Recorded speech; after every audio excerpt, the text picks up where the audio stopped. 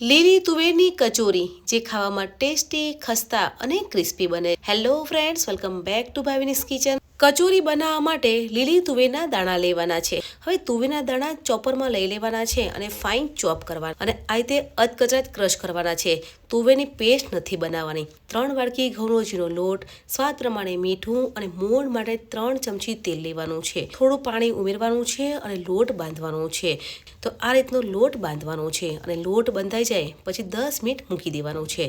કચોરીનું stuffing બનાવવા માટે પેનમાં 3 ચમચી તેલ લેવાનું છે. ચપટી હિંગ ઉમેરવાની છે અને આદુ મરચાની પેસ્ટ ઉમેરવાની છે અને પેસ્ટને સાતળવાની છે. તુવેરના દાણા ક્રશ કર્યા છે તો એ દાણા પેનમાં ઉમેરવાના છે. તુવેર શેકાઈ જાય ને ત્યાં સુધી શેકી લેવાનું છે. કચોરી બનાવું ને ત્યારે એક સિક્રેટ વસ્તુ ઉમેરું છું, જે છે પૌવા.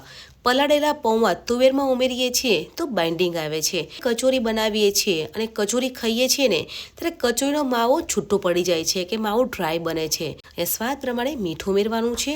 ફ્રેન્ડ્સ, અહીંયા તુવેર શેકાઈ ગઈ છે. પલાળેલા પૌવા ઉમેરવાના છે અને સાથે મિક્સ કરી લઈશું. આપણે ટેસ્ટી, ચટપટો અને સ્પાઇસી મસાલો કરવાનો છે. કચોરી તીખી, ચટપટી અને સ્પાઇસી હોય ને તો જ ખાવામાં ટેસ્ટી લાગે છે. તો અડધી ચમચી હળદર પાવડર, 1 ચમચી લાલ મરચું, 2 ચમચી આમચૂર પાવડર, 1 ચમચી સફેદ તલ ઉમેરવાના છે. તો 1 ચમચી દળેલી ખાંડ ઉમેરવાની છે અને સાથે મિક્સ કરી લઈશું. કચોરીનો માવો બની ગયો છે. તો ગેસ બંધ કરી લઈશું અને માવો ઠંડો કરવા મૂકવાનો છે. કેમ કે માવો ઠંડો થઈ જશે પછી જ આપણે કચોરી બનાવીશું.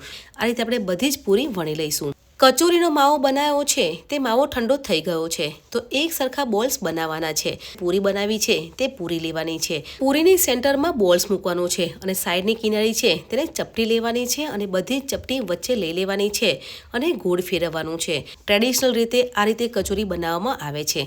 પણ જો તમારે આ રીતે કચોરી ના બનાવવી હોય તો માર્કેટમાં કચોરીનો મોલ્ડ મળતો હોય છે કે બીબું મળતું હોય છે, તેમાં પણ કચોરી બનાવી શકો છો. તો અહીંયા મેં બધી જ કચોરી બનાવી છે. કચોરી તળવા માટે મેં તેલ ગરમ કરવા મૂકી દીધું છે. તેલ ગરમ થઈ ગયું છે તો કચોરી તળી લઈશું. કચોરી તળતા હોઈએ તો ગેસની ફ્લેમ ધીમી રાખવાની છે. લારી પર કચોરી મળે છે ને તેવી કચોરી બનાવી હોય ને તો પણ તમે બનાવી શકો છો. તો બધી જ કચોરીને ધીમા તાપે તળી લઈશું અને ગરમા ગરમ લીલી તુવેરની કચોરી સર્વિંગ પ્લેટમાં સર્વ કરીશું. લીલી તુવેરની કચોરી બનાવી છે ને તેની સાથે ખજૂર આમલીની ચટણી સર્વ કરી છે. ફ્રેન્ડ્સ, આજે મેં લીલી તુવેરની કચોરી બનાવી છે. આ કચોરી ક્રિસ્પી, ખસ્તા અને ખાવામાં ટેસ્ટી બને છે. તમને કચોરીની રેસીપી કેવી લાગી કમેન્ટમાં જરૂરથી જણાવજો.